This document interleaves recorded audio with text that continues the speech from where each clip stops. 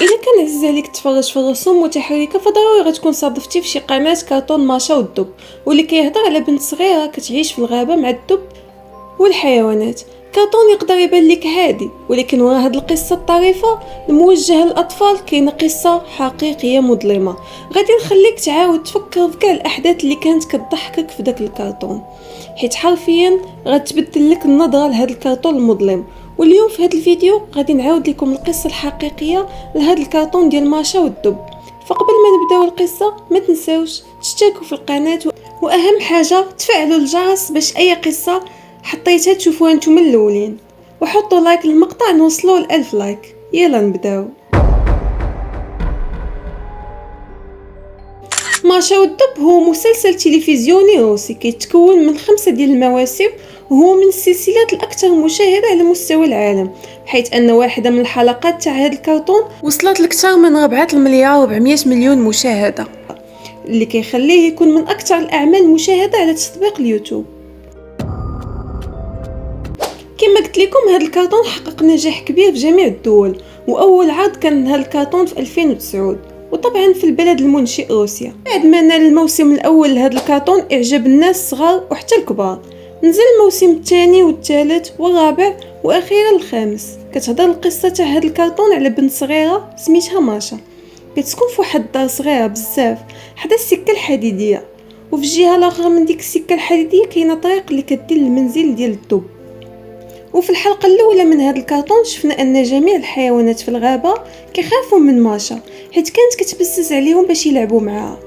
في واحد المرة وهي كتقلب على شكون يلعب معها غتبان ليها فراشة غتعجبها بزاف وغتبغي تشدها، غتبقى تابعها حتى غادي تلقى راسها في الدار ديال الدب، غتبدا تلعب فيها وغترونها كلها. فاش رجع الدب حاول أنه يخرجها ولكن ما قدرش. من بعد غتولي ماشا كتلعب معاه وغيوليو أصدقاء، وغيبداو المغامرات ديالهم في ديك الغابه، وكل نهار ماشا كدير مصيبه جديده. فهادشي اللي كاين، هذه هي القصه تاع الكرتون ماشا والدب، ولكن هذه غير قصه مستوحاه من قصه اخرى او قصص اخرى، حيت قصه ماشا والدب هي قصه شعبيه قديمه في روسيا، فحال عيشه قنديشه عندنا. كل منطقه او كل بلاصه في المغرب عندها قصه مختلفه على هذه الاسطوره. فماشا والدب حتى هي عندها بزاف ديال القصص، ولكن كما كيقولوا جميع الطرق تؤدي الى روما، وجميع القصص هي قصص مظلمه. نبداو بالقصه الاولى.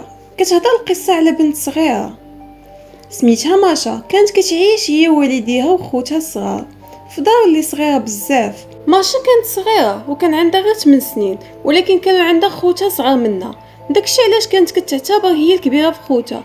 ماشا وعائلتها كانوا عزيز عليهم السيرك بزاف، فكانوا فرحانين حيت شافوا واحد الاعلان ان السيرك ديال داك العام غيكون حداهم، يعني غيقدروا كل نهار يحضروا ليه. وبالفعل غيجي السيرك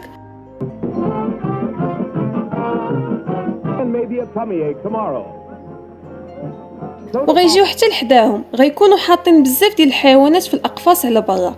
راكم عارفين السيرك بزاف ديال الحيوانات كتكون منها الاسود والنمور حتى الدبابه. ففي نهار ديال السيرك غيخرجوا والديها وخوتها وغادي يمشيو للسيرك. ماشا غتقول لهم غير سيروا، انا شويه غادي نلحق عليكم. وحيت السيرك كان حدا الدار خلاوه على خاطرها، دخلوا كيتفرجوا تسناو تقريبا نص ساعه، ولكن مازال ماشا ما جاتش. شويه غيسمعوا الغوات وضجه كبيره على برا. فاش غيسولوا شنو وقع غيقولوا لهم باللي بنت صغيره كلاها الدب. كيف ما توقعتوا بنت صغيره كانت هي ماشا. فاش والديها سبقوها هي لبسات حوايجها وتبعاتهم في البلاصه، ولكن وهي غاده شافت دوك الحيوانات اللي مسدوده عليهم في الاقفاص، بقات واقفه كتفرج فيهم، وواحد من دوك الاقفاص ما كانش مسدود مزيان وكان فيه دب. بقات ماشا واقفه كتشوف فيه، وداك الدب قدر انه يحل الباب تاع القفص بكل سهوله ونقز على البنت الصغيره وكلاها. والناس ما عاقوا بهذا الشيء حتى كانت ماتت. وكاينه اسطوره اخرى كتقول ان ماشا هي بنت صغيره كان عندها 8 سنين ووالديها ماتوا، كانوا داروا كسيده، فبقات كتعيش مع جدها وجداتها في واحد الدار كانت حدا الغابه. وديك الغابه كانت كبيره بزاف، جدودها كانوا على قد الحال، ولكن كانت عزيزه عليهم ماشا بزاف وكانوا كيخافوا عليها، خصوصا ان الغابه اللي حداهم كانت عامره بالحيوانات، ما تعرف شنو يخرج ليك. واحد النهار غيجيو شي بنات صحابات ماشا غادي يدقوا عليها باش يمشيو يجمعوا التوت وحتى الفواكه اللي كاينه تما في الغابه. في الاول جدودها ما قبلوش، غيقولوا ليها لا، وكاين تما خطر، يعني يقدر يخرج لكم شي حيوان ولا شي حاجه، ولكن غادي تطلبهم. فاش غيشوفوا البنات كيتسناو بزاف غيخليوها، ولكن غيوصيها جدها باش ما تبعدش من البنات وتبقى معاهم وتحضي راسها لا تمشي للجهه اللي فيها الدب، حيت خطير.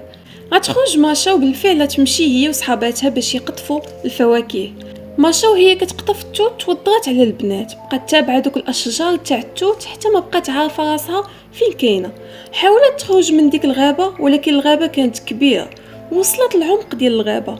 فوصل الليل وجده وجداتها عرفوا باللي ماشا توضرات، وجمعوا الناس اللي حتى هما كانوا ساكنين حداهم وخرجوا باش يقلبوا عليها في الغابه. كيقلبوا على ماشا ولكن ماشا ما كايناش. في هاد الوقيته ماشا كانت حدا واحد الشجره كانت ميته بالبرد، حيت ديك الليله كانت الثلج، وهي كتمشى غتشوف واحد الكوخ فيه الضوء، غادي يسحب ليها باللي شي واحد ساكن فيه. ولكن فاش غتدخل لداك الكهف غتلقى الدب البني اللي كان حضرها منه جدها. غادي تبغي تهرب ولكن الدب شدها، ولحسن الحظ ديالها ديك الوقيته كان الدب شبعان وباقي يلاه واكل. شدها ولحف واحد الحفره باش ما تهربش. فاش يضرو الجوع هي كلها صافي ومشى نعس. وماشا بقات كتفكر كيفاش تهرب، ولكن والو، ما لقات حتى طريقه باش تهرب. وصلت 4 ديال الصباح وهي باقا فايقه. اصلا كيفاش غيجيها النعاس وهي عارفه راسها غياكلها الدب؟ شويه غادي تبدا تسمع صوت ديال شي واحد كيعيط عليها من شي بلاصه بعيده. كانوا هادوك جدودها، ولكن الصوت كان كيبعد، يعني ماشا ماشي حداهم. غيصبح الصباح وغيفيق الدب اللي غيكون جاه الجوع. غينزل الحفره وغتحاول ماشا تلعب معاه باستخدام عصا صغيره كانت تماك، والدب غادي يعجبو الحال وغادي يبقى يلعب معاها حتى يديه الناس. غتطلع فوقو ماشا باش زعما تنقز من الحفره وتهرب، ولكن فاش غتحط رجليها عليه غادي يفيق معصب وغياكلها. وصلوا الناس اللي كانوا كيقلبوا عليها غيلقاو غير البقايا ديال ماشا، واحد المنظر اللي خايب بزاف. القصه تاع ماشا اللي في الكارطون ليست الا تجسيد بسيط شنو وقع قبل ما ياكلها الدب. فاش كانت يلا كتلعب معاه، الدب كيبقى حيوان مفترس، والحيوانات واخا يكونوا مربيين كاع ماشي غير ديال البريه راه لا ثقه فيهم. داكشي علاش من خلال هذا الفيديو بغيت نوصيكم لما مشيتو مره لشي حديقه الالعاب ما تثقوش في الحيوانات وما تقربوش منهم بزاف. وهنا كيسالي الفيديو ديالنا. كيف قلت لكم قصه ماشا والدب هي قصه شعبيه، يعني كل منطقه عندها قصه في شكل. الا كنتو عارفين شي قصه على ماشا من غير هادو كتبوهم ليا في التعاليق، ولا باقي ما حطيتوش لايك حطوها. باي باي.